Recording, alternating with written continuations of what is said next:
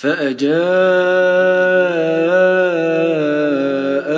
المخاض إلى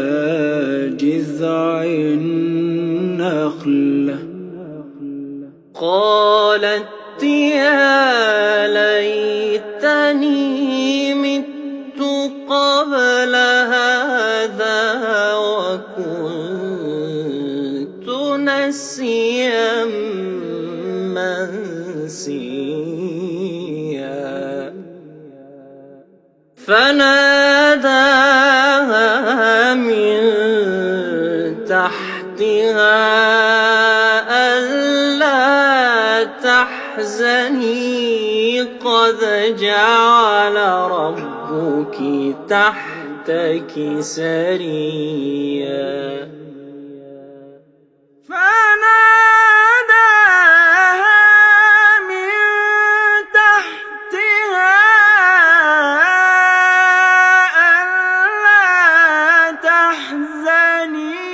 قد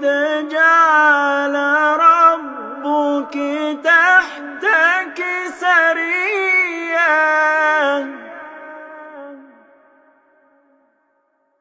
وهزي إليك بجذع النخلة تساقط عليك رطبا جنيا